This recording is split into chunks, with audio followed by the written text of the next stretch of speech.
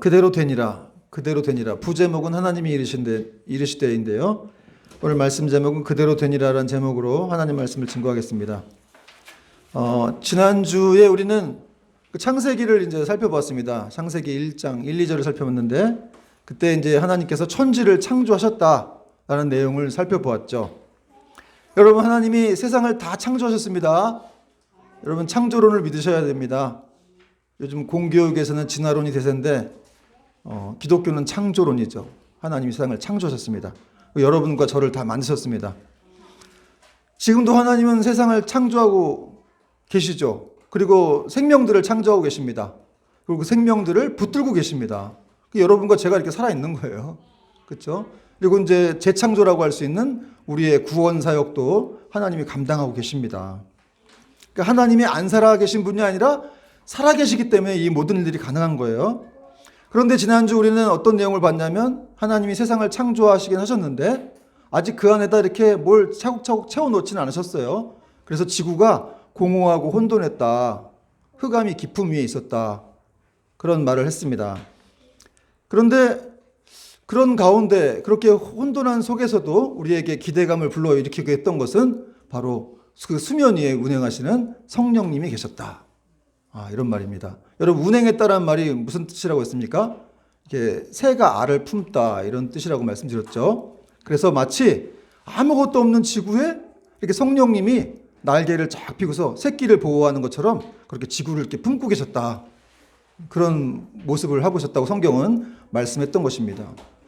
참 은혜로운 모습 아닙니까? 여러분, 아무것도 없는 그런 지구, 물로 가득 찬 그런 지구였는데 그곳을 내버려 둔 게 아니라 성령님이 이렇게 품고 계셨다는 거죠. 왜 성령님이 그 지구를, 아무것도 없는 지구를 품고 계셨을까요? 거기에 이제 우리가 살아야 되니까 그렇죠. 그렇죠?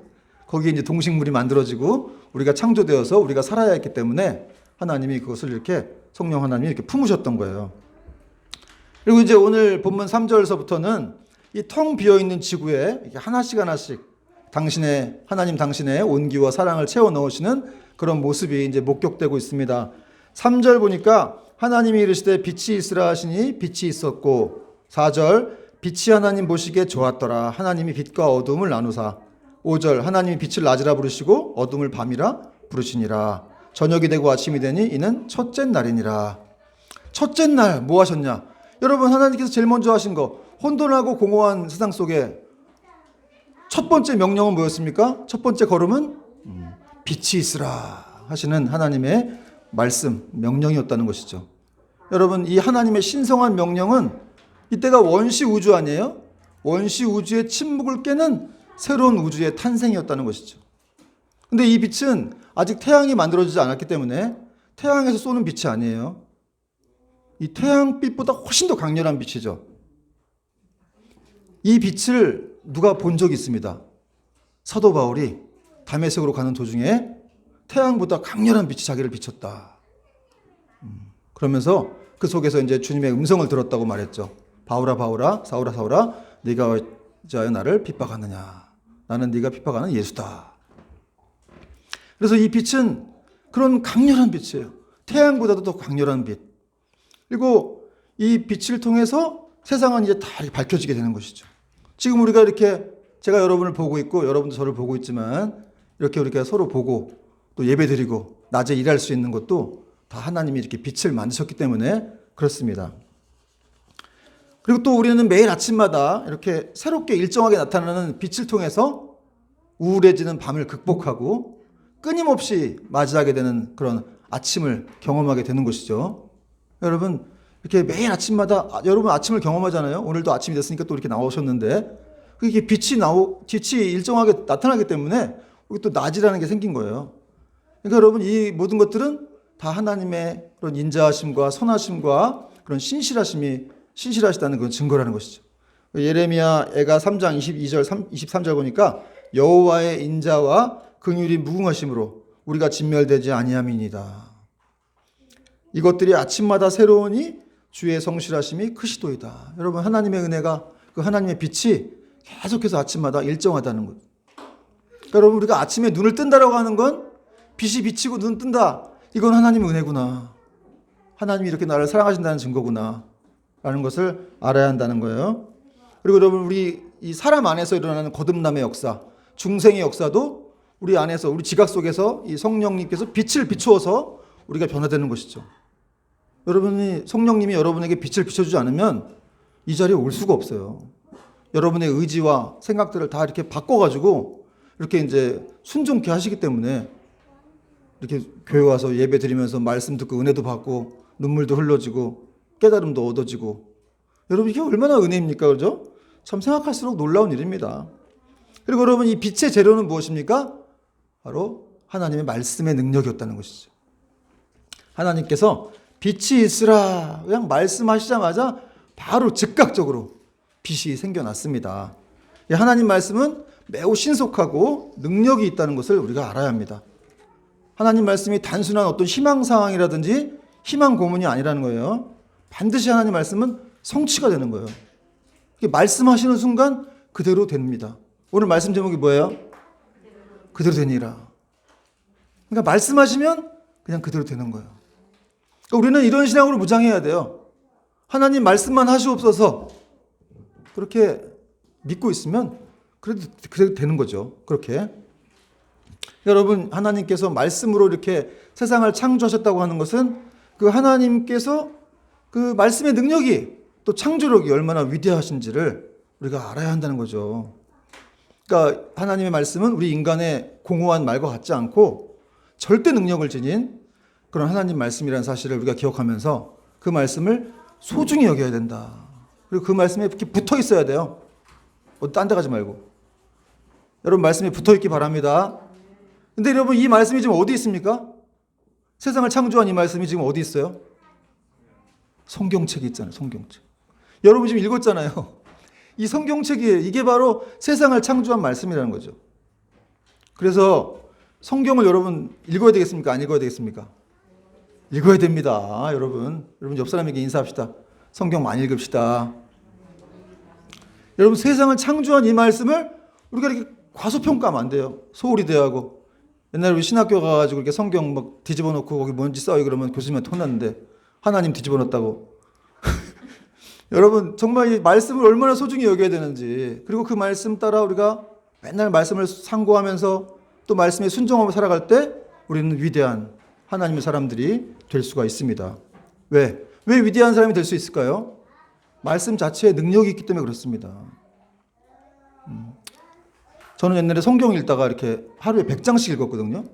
100장 읽고 150장 읽고 어떤 날은 시편을 다 읽기도 했는데, 그때 이렇게 이거 신기한 일이기도 한데 이렇게 글자가 튀어나오는 경험도 해봤었어요. 정말 하나님 말씀이 진짜 살아있구나. 근데 제가 이런 얘기를 했더니 삼일교회 송태근 목사님도 그런 얘기를 하셨어요. 나도 글자가 튀어나왔다고. 그럼 내가 송태근 목사님급인가? 그런 생각을 해봤는데 우리 스승님이기 때문에, 예, 제가 뭐 감히 뭐 그분의 신발끈을 묶기도 힘든데 어쨌든 그런 얘기를 하시더라고요. 그래서 내가 이상한 경험을 한 게 아니구나. 글자가 튀어나왔다더라고요. 그러니까 여러분, 성경 말씀이 살아있다라는 거예요. 그래서 그 말씀을 사모하고 계속 그걸 보다 보면 하나님이 이렇게 은혜를 주신다는 거죠. 근데 여러분, 근데 그런 거 생각해 보셨어요? 이 말씀이 분명히 능력이 있고 세상을 창조했다는 건 알겠는데 왜 이 말씀이 내 삶에 역사하지 못하는 걸까? 하나님 전지전능하신 능력이 있고 뭐든지 다 이 말씀 한마디면 되시는 분인데 왜 내 삶엔 그렇게 역사가 안 되는가? 그렇게 생각하는 분들도 있겠죠. 그러면 또 하나님하고 이렇게 동떨어져 것처럼 생각되고, 나는 은혜를 안 주시는 건가? 나는 안 사랑하시나? 이런 생각이 들 수도 있는데, 하나님께서 옛날 창조하실 때처럼 장사야 대박나라, 공부야 잘되라, 아기야 생겨라 그러면 다 생길 텐데 왜 내 삶에는 그런 일들이 안 일어나는 것 같은가? 근데 여러분, 안 일어나는 게 아니라 지금도 하나님은 계속 말씀하고 계십니다. 여러분, 우리가 살아있는 것도 하나님이 사실은 말씀하고 있기 때문에 살아있는 거죠. 모든 것이 다 이렇게 유지가 되는 건 우리가 못 들을 뿐이지, 못 볼 뿐이지, 다 하나님 말씀하시기 때문에 지금도 여전히 이렇게 뭔가 다 유지가 되고 우리가 숨 쉬고 살아있고 하는 거예요. 여러분의 생활도 마찬가지죠.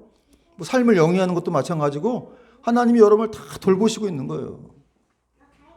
보이지 않는 말씀으로. 그러나 그것을 우리가 뭘로 합니까? 보이진 않지만 믿음으로 하나님, 이 모든 세계가 하나님 말씀으로 지어진 줄을 아나니. 그러니까 여러분, 믿음을 가지고 있어야 돼요.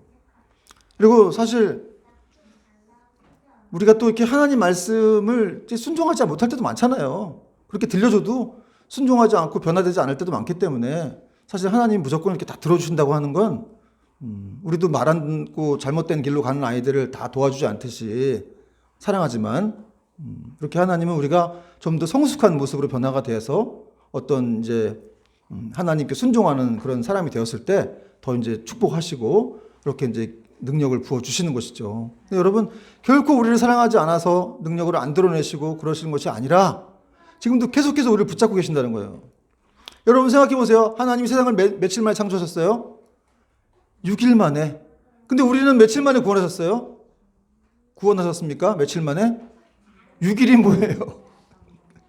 저는 몇십 년 걸린 것 같아요. 저는 말 안 듣지, 계속 불순종하고 막 그냥 하나님이 계속 기다려주시고 참아주시고 막 그래가지고 결국 목사를 이렇게 만드신 겁니다. 세상은 6일 만에 창조하셨는데 우리의 구원은 한 수십 년 걸릴 수도 있어요. 지금까지도 안 되는 사람도 있겠죠.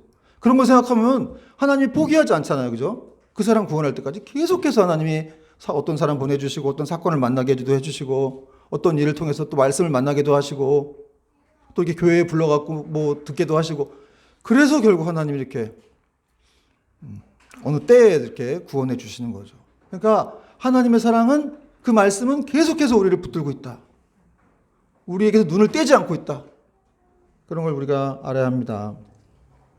그리고 이제 하나님은 이제 빛을 지으신 다음에 스스로 만족하셨어요. 보시기에 좋았더라. 이런 말씀하셨는데 4절 보니까 빛이 하나님 보시기에 좋았더라 그랬어요. 역시 하나님은 어둠보다 빛을 더 좋아하시는 분이십니다. 여러분, 우리도 어둠보다 빛을 더 좋아해야 돼요. 괜히 막 이렇게 어두운 데 가는 거 좋아하시는 분도 계시고 으슥한 데 있는 거 좋아하시는 분도 계시는데 그러면 안 되고 빛을 좋아해야 됩니다. 여러분, 하나님이 이렇게 보시기에 좋았더라 하셨는데 이 보다란 말은 그냥 대충 이렇게 뭐 단순한 이렇게 본다라는 의미를 넘어서서 어떤 구체적인 목적을 가지고 본다는 뜻이에요. 감찰하다, 뭐 방문하다, 진찰하다 이런 뜻을 갖고 있는데 그러니까 이게 무슨 말이냐면 하나님께서 피조물을 창조하신 다음에 그냥 내버려 두신 것이 아니라 어떤 깊은 관심을 가지고 그 피조물을 바라보고 계셨다. 이런 뜻입니다. 그리고 좋았더라. 보시기에 좋았더라. 이 좋았더라는 이제 유명한 히브리어인데 토브라고 그런 토브라는 단어를 사용했는데 토브라는 것은 이제 하나님의 선하심을 그 아름다우심을 드러낼 때 나타내는 그런 단어입니다. 그러니까 보시기에 좋았더라는 말은 하나님이 이 피조물들을 창조하시고 난 다음에 그 피조물 안에 하나님의 선하심과 그 아름다움이 다 들어가 있다. 그 피조물이 그걸 드러내고 있다는 거예요. 여러분, 그 아름다운 피조물이 바로 저와 여러분입니다. 하나님이 그렇게 사람을 이렇게 보시기에 좋았더라라는 말씀이 1장 안에 7번이나 있어요. 보시기에 좋았더라. 보시기에 좋았더라. 보시기에 좋았더라. 또 사람을 지으시고 난 다음에는 보시기에 심히 좋았다. 근데 이제 우리가 타락을 해서 좀 어그러지긴 했지만 그래도 하나님은 창조하셨을 때 우리를 보시기에 너무 좋았다는 거죠. 그 사람 자체에 그 자연 만물에 하나님의 선하심과 아름다움이 들어있다는 거예요. 그래서 여러분 사도 바울이 그랬죠. 그런 자연 만물에 하나님의 신성과 능력이 영원하신 능력이 거기 들어가 있다는 거죠. 그 사람들이 그걸 보고 핑계하지 못할지니라. 그 사람 자체를 우리가 어떻게 봐야 되는지 여러분 하나님이 보시기에 좋게 봤습니다. 우리 어떻게 봐야 되겠습니까? 우리도 보시기에 좋게 봐야죠. 우리도 보기에 좋게 봐야 됩니다. 내 남편을, 내 아내를 원수가 아니라 내 남편을 보기에 좋게 봐야 되고 내 자녀를 보기에 좋게 봐야 되고 또 자녀들도 어머니 아버지를 보기에 좋게 봐야 돼요. 또 보시기에 좋게 봐야 된다. 이 말은 최종 평가가 하나님께 있다는 뜻이거든요. 사실은 인간의 평가가 중요하지 않다라는 거예요. 하나님 보시기에 좋았다. 그러니까 인간이 보기에 좋은 게 아니라 하나님 보시기에 좋은 걸로 선택해라. 이런 말입니다. 우리가 여러분 좋다고 생각하는 것 중에 안 좋은 것도 많이 있잖아요. 예를 들면 하와의 예를 들 수 있겠죠. 하와가 선악과가 보암직도 하고 먹음직도 해서 따먹었는데 영적으로 죽음을 맞았습니다. 그러니까 인간이 보는 거는 참 멋지다, 좋다 이렇게 볼 수 있지만 사실은 하나님 볼 때는 그렇지 않을 수가 있다는 거죠. 그래서 중요한 건 하나님 보시기에 좋은 것. 그걸 분별할 줄 알아야 한다는 거죠. 뭐 배우자를 만날 때도 어떤 일을 할 때도 이것이 하나님 보시기에 좋은 것인가. 그걸 구별할 줄 알아야 한다는 거예요. 그리고 이제 하나님은 빛을 만드시고 그 빛과 어둠을 나누었다 그랬습니다. 4절 보니까 빛이 하나님 보시기에 좋았더라. 하나님이 빛과 어둠을 나누사 하나님이 빛을 낮이라 부르시고 어둠을 밤이라 부르시니라. 저녁이 되고 아침이 되니 이는 첫째 날이니라. 여러분 하나님의 질서는 이렇게 나누어지는 것부터 시작되는 거예요. 나누었다. 빛과 어둠을 나누었습니다. 그래서 빛을 낮이라 부르시고 어둠을 밤이라고 부르셨다. 그리고 그것이 이제 서로 규칙적으로 계속 이어가게 하셨죠. 여러분 어떤 곳에 이름을 명명하는 행위는 그 명령하는 사람에게 주권이 있다는 거 아닙니까? 그러니까 한마디로 낮도 주님 것이고 밤도 주님 것이다. 이런 말을 지금 하고 있는 거예요.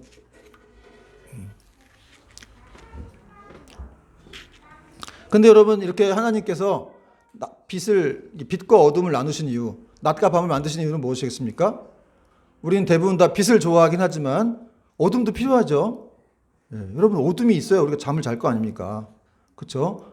저녁 휴식을 취할 수 있는 그런 저녁에 어둠이 와야 우리는 잠을 잘 수가 있는 거예요. 그래서 하나님은 이렇게 빛과 어둠을 나누셨다는 거죠. 근데 밤에 보통 요즘엔 잠을 안 자는 분들이 많더라고요. 근데 밤엔 잠을 자야 됩니다. 자꾸 이렇게 요즘 핸드폰을 계속 새벽까지 보면서 이렇게 이불은 뒤집어 쓰고 핸드폰 이렇게 보면서 밤새 수시 새벽 3시까지 하고 있는데 그러면 안 되고 여러분 밤에는 어둠이 온다라고 하는 뜻은 하나님이 자라고 그러셨구나. 이제 쉬라고. 그리고 이제 다시 이제 새 아침을 맞아라 하는 뜻으로 밤을 주셨기 때문에 우리 그렇게 생각하고 이제 자야 됩니다. 특히 이제 주일 같은 토요일 밤 같은 경우에는 좀 일찍 자면 좋습니다. 그렇죠? 너무 늦게 자면 주일이 피곤하잖아요. 그래서 모든 것을 다 주일 중심으로. 저도 이제 금요일부터는 막 운동 같은 거 안 하는데 주일날 몸 피곤하고 힘들면 안 되니까요. 그래서 좀 일찍 자고 쉬고 하고 싶은 거 많지만 그냥 믿음으로 다 끊고 다 하나님께 맡기고 자는 겁니다. 그럴 때 더 역사가 있죠. 여러분 이렇게 첫째 날의 역사가 이렇게 다 끝났습니다. 이것이 바로 첫째 날이었는데 이 첫째 날은 이 세상의 첫날이었을 뿐만 아니라 한 주간의 첫날이기도 했죠. 근데 이 날은 굉장히 의미가 있는 날이에요. 영광스러운 날입니다. 한 주간의 첫날. 어떤 날입니까? 우리 주님께서 십자가에 못 박히시고 3일 만에 부활하신 날이죠. 그래서 우리가 이렇게 주일날 예배를 드리는 건데 그 첫째 날, 한 주간의 첫째 날은 바로 우리 주님이 부활하신 날입니다. 이제 둘째 날 역사를 보겠는데요. 둘째 날 역사는 이제 궁창에 대한 그 기사가 나오고 있습니다.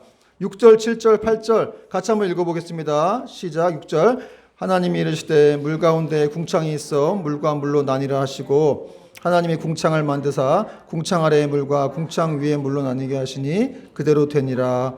하나님이 궁창을 하늘이라 부르시니라. 저녁이 되고 아침이 되니 이는 둘째 날이니라.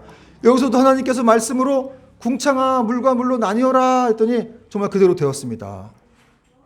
이 궁창이란 말은 이제 히브리어로 라키아라고 하는데 이제 라카라고 하는 그 원형에서 파생이 되었는데 이 라카는 뭐냐? 펴지다는 뜻이에요. 펴지다, 펼치다, 시트를 펼치다 이런 뜻. 그러니까 하나님이 궁창을 쫙 펼친 거예요. 하늘을 펼친 거죠. 그래서 하나님이 하늘을 쫙 펼쳐가지고 우리가 지금 바라보게 되는 그런 하늘이 생긴 거예요. 우리가 창세기 1장 2절에서도 보아서 알 수 있듯이 원래 땅은 다 온통 다 물로 돼 있었습니다. 물로. 흑암이 깊음이 있었다. 아주 깊은 그런 심연 상태였는데 그때 하나님이 이제 궁창아 있어라 이렇게 한 다음에 그 궁창 위아래로 물이 나눠져라 해서 그 물과 물 사이에 이제 하늘이 생긴 거죠. 근데 궁창 위의 물, 궁창 아래의 물을 나눴는데 궁창 아래의 물은 어떤 바다가 이제 된 것이고 이제 궁창 위의 물은 어떤 대기권 밖의 그 수분을 얘기하는데 이게 구름이나 수증기가 아니라 그 정도가 아니라 아주 큰 물을 말해요. 그러니까 오늘날 이렇게 태양빛을 효과적으로 막아주는 어떤 오존층 뭐 그런 것으로 이제 학자들은 보고 있습니다. 그래서 당시에는 이제 오존층이 확실했기 때문에 장수하는 사람들이 많았습니다. 아담도 910세가 넘게 살았고 무드셀라 969세. 그러니까 인간이 한 1000년 가까이 산 거예요. 뭐 산소 포화도도 너무 좋았고 또 오존층이 확실하게 막고 있어가지고 인간들이 아주 이렇게 오랫동안 살 수가 있었습니다. 그런데 노아의 홍수 때 이 위쪽 물과 아래쪽 물이 다 터졌죠. 그래가지고 세상에 물이, 그러니까 얼마나 물이 많았으면 세상이 다 물로 뒤덮였다고 성경은 표현하고 있지 않습니까? 그러니까 이게 국지적인 일이 아니라 전 세계적인 일이라는 것을 우리가 알아야 한다는 것이죠. 하나님이 그렇게 가슴 아프지만 어떤 이 죄를 계속해서 타락해서 죄를 짓고 있는 인간들을 또 물로 심판하셨던 그런 일이 있습니다. 그러나 이제 다시는 물로 심판 안 하신다고 하셨죠. 그래서 그 증거로 무지개가 이렇게 떴습니다. 어쨌든 이렇게 이 성경은 이 궁창 위에 하나님의 보좌가 있다고 말하고 있기 때문에 우리는 하나님의 어떤 하늘을 볼 때마다 하나님의 위대하심, 또 그 영광, 또 그분의 어떤 완전하신 거룩하심을 우리는 생각할 수가 있습니다. 여러분, 하늘 볼 때마다 항상 그런 것들을 바라볼 수 있게 바랍니다. 이제 마지막으로 이제 셋째 날 이제 창조를 보고 마치겠는데요. 지금까지는 하나님께서 이제 보이는 세계의 윗부분을 창조하셨다면 이제는 땅 아래에 있는 것들을 이제 창조하시는 얘기가 나오고 있습니다. 이제 9절부터 13절까지 보니까 9절 보니까 하나님이 이르시되 천하의 물이 한 곳으로 모이고 묻이 드러나라 하시니 그대로 되니라. 하나님이 묻을 땅이라 부르시고 모인 물을 바다라 부르시니 하나님 보시기에 좋았더라. 하나님이 이르시되 땅은 풀과 씨 맺는 채소와 각기 종류대로 씨 가진 열매 맺는 나무를 내라 하시니 그대로 되어 땅이 풀과 각기 종류대로 씨 맺는 채소와 각기 종류대로 씨 가진 열매 맺는 나무를 내니 하나님 보시기에 좋았더라. 여기도 보니까 하나님께서 천하의 물이 한 곳으로 모여라. 한 곳으로 모여서 뭐가 됐습니까? 바다가 됐죠. 바다. 그리고 묻이 드러나라. 그래서 이제 육지가 드러난 거예요. 또 땅에 풀과 씨 맺는 채소는 그렇게 각각 종류대로 열매를 내라. 그랬더니 또 말씀대로 그대로 되었다는 것이죠. 하나님 말씀하시면 그대로 되었다. 한마디로 여러분 왜 이렇게 하신 거예요? 사람이 살아갈 수 있도록 땅이 드러나게 하신 것이죠. 여기서 알 수 있는 건 원래 땅이 어디 있었어요? 땅이 물 속에 있었어요. 근데 그 물을 한 곳으로 다 이렇게 모으게 하심으로써 그 땅이 이제 드러나게 하신 것이죠. 여러분, 그래서 원래는 땅이 쓸모 없었는데 물 속에 있어가지고 하나님이 드러나게 하시니까 이제 쓸모 있는 땅이 된 겁니다. 여러분, 하나님이 드러나게 하시면 쓸모 있는 사람이 되고 쓸모 있는 모든 것이 되는 것이죠. 우리 은사도 마찬가지죠. 숨겨 있고 잠겨져 있는 것이 있는데 하나님이 그걸 드러내시면 어떻게 될지 모르는 거예요. 여러분, 그걸 기도해야 돼요. 하나님, 내가 은사가 어떤 것인지 모르겠는데 그걸 드러내게 해주십시오. 아마 여러분들이 뭐 어떻게 좀 그걸 사용받고 있을지도 모르겠지만 하여튼 하나님이 이렇게 드러내신다면은 정말 아주 위대하게 쓰임받을 수가 있습니다. 이제 땅은 이 당시에 이제 필요한 양식들이 이 드러난 땅에서 이제 솟아난 그런 나무와 풀들에 의해서 이제 준비가 되었죠. 그래서 가축들을 위해서는 이제 풀을 내었고 또 사람들을 위해서는 채소가 막 만들어졌습니다. 또한 미래를 위해서 양식이 만들어졌는데 이 11절 보니까 하나님이 이르시되 땅은 풀과 씨 맺는 채소와 각기 종류대로 씨 가진 열매 있는 나무를 내라 하시니 그대로 되었다. 그러니까 모든 식물마다 각기 종류대로 다 씨를 갖고 있었다는 거예요. 그래서 사람이 사는 동안 그들의 필요와 또 유익에 따라서 음식물을 땅에서 거두어 들일 수가 있었다는 건데, 근데 여기 11절 12절에서 세 번이나 강조하는 게 있어요. 각기 종류대로. 각기 종류대로. 이걸 지금 강조하고 있는데 이렇게 왜 강조할까요? 이건 진화론자들의 말을 배격하기 위함입니다. 하나님은 각기 종류대로 그 종별로 만들었다는 거예요, 뭐를. 근데 진화론자들은 어떻게 말합니까? 종에서 종으로의 진화가 가능하다. 예를 들면 원숭이의 종에서 사람의 종으로 시간이 지나면 가능하다는 거예요. 근데 그게 아니라는 거예요. 근데 여러분, 물론 이제 원시인이라든지 뭐 아프리카에 있던 사람이, 그리고 원시인 부족이 뉴욕이라든지 서울로 와가지고 세련된 도시인이 될 수는 있죠. 그렇게 진화는 가능하지만 원숭이의 종에서 사람의 종이 될 수는 없다는 거예요. 지금 성경이 증명하고 있기 때문에 그렇습니다. 하나님은 각기 종류별로 사람의 종을 만들고 원숭이의 종을 만들고 또 다른 동물의 종을 만들고 식물의 종을 만들었다는 거예요. 그래서 그런 사실을 통해서 우리는 창조론을 더 확실하게 믿어야 한다는 것이죠. 그것이 바로 우리가 창조론을 믿어야 되는 분명한 이유이기도 합니다. 여러분, 여기서 알 수 있는 거 어쨌든 간에 이 세상의 모든 충만한 것들이 다 하나님 것이다. 그걸 알아야 됩니다. 그리고 하나님은 지금도 계속해서 일반 은총 가운데 땅에게 명령하고 계시죠. 계속해서 식물을 내라. 인간들이 먹을 수 있도록 너희가 식물을 만들어내라. 그렇게 명령하시고 있기 때문에 지금 이렇게 식물들이 나와서 우리가 먹고 살고 또 그렇습니다. 그러니까 여러분 야채도 많이 드셔야 돼요. 너무 고기만 드시지 말고. 여러분 이런 사실들 참 우리 하나님 위대하십니다. 정말 찬양받기에 합당하신 분이시죠. 여러분 이런 사실들 우리가 지금 살필 이런 사실들은 세상의 위대한 창조주요 또 주인이신 하나님의 지칠 줄 모르는 능력과 또 자신이 만든 피조세계와 인간들을 향한 다음 없는 사랑 또 그분의 어떤 선하심을 드러내는 보여주는 아주 확실한 그런 사례들입니다. 여러분 말씀의 결론을 맺겠는데요.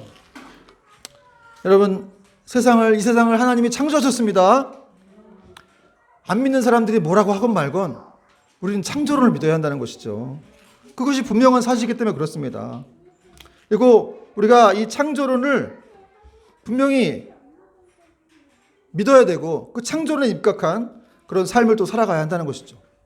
그럼 창조론은 하나님 말씀으로 창조하신 거 아니겠습니까? 그렇다면은 우리가 계속해서 하나님 말씀에 그 말씀을 붙들고 순종하는 삶을 살아가야 한다는 것이죠. 그러니까 창조론에 입각한 삶이란 바로 하나님 말씀에 붙들려 사는 삶이다. 그 말씀을 소중히 여기고 그 말씀에 의해서 우리의 인생을 비춰보고 그 말씀만 바라보고 순종하는 삶. 그럴 때 하나님은 더 우리를 사용하시고 또 위대한 축복들을 허락해 주실 것입니다. 여러분 어찌됐건 간에 우리가 이 세상을 창조하신 이 위대하신 하나님, 놀라우신 하나님 도대체 얼마나 크신지 그 능력이 얼마나 대단하신지도 모르는 그분을 아버지로 섬기고 있다는 것 그리고 예배하고 있다는 자체가 이거 얼마나 감사한 일입니까? 여러분 톨스토이가 이런 말 했죠. 인간이 하나님을 믿고 있다는 것 그보다 더 행복한 일은 세상에 없다. 톨스토이라는 사람이 60세가 넘어서 예수님을 믿었는데 이제 늘 좀 부자였긴 했는데 인생이 늘 허무해가지고 자식을 13명이나 낳았어요. 그래도 이제 공허함이 채워지지 않아서 나중에 이렇게 예수님을 믿고 나서 그의 공허함이 채워졌다는 말들을 들었습니다. 그리고 나중에 이제 그 예수님을 위한 많은 작품들을 썼죠. 여러분 예수 그리스도를 만나야 그 말씀을 경험해야 우리는 공허함을 채울 수가 있고 완전함에 이를 수가 있습니다. 여러분 하나님은 정말 되게 하시는 분이십니다. 말씀만 하시면 됩니다. 그 말씀을 정말 믿으면 우리는 어떤 것도 두려워할 필요가 없습니다. 왜냐? 지금도 하나님께서 무에서 많은 것들을 창조해 주실 수가 있기 때문에 그렇죠. 여러분의 문제 아무것도 아닙니다. 그 무에서 유를 창조해 내시는 분이신데 없다가도 있게 하시는 분이신데 우리의 문제가 되시겠습니까? 우리가 하나님께 더 붙들리고 그분을 사랑하고 그분을 경외할 때 하나님 우리를 더 축복하실 것입니다. 여러분 이 하나님을 믿고 우리가 또 남은 삶도 순례의 걸음을 걸어가는 저와 여러분 되기를 주님의 이름으로 축원합니다. 아멘.